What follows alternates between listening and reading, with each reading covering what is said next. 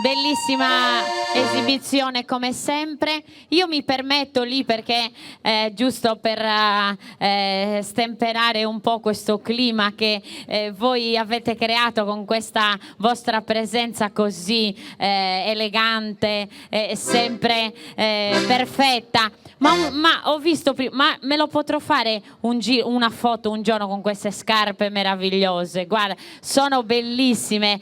Questi broccati sono, oltre che sugli abiti, anche sulle scarpe, quindi questo è davvero meraviglioso. Ti piacciono? Io ce li ho, sono belle ma sono scomode. Sono scomode? Solo per fare la foto. Solo la fotografia, dici, così non vale la pena di... Solo per fare la foto, Va perché bene. portarle in processione è una specie di tortura.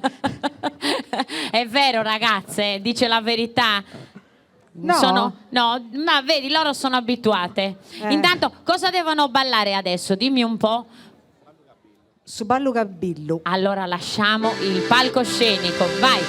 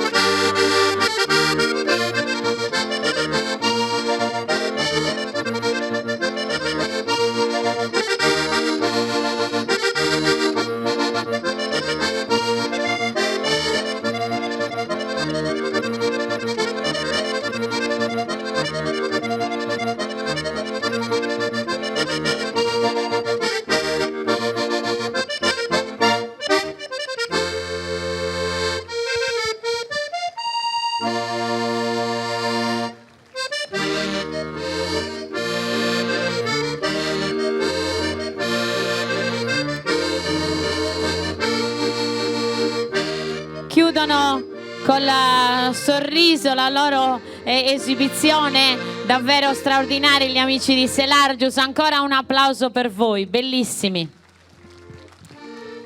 C'è un dono che Selargius ha portato e consegna agli amici del gruppo Folk San Biagio per questo anniversario importante, e quindi assistiamo adesso a questo scambio di doni che Prego. è un segno di amicizia, di fratellanza. Un po' la danza in sostanza è questo, proprio stringersi la mano e fare in modo che si possa vivere di sentimenti che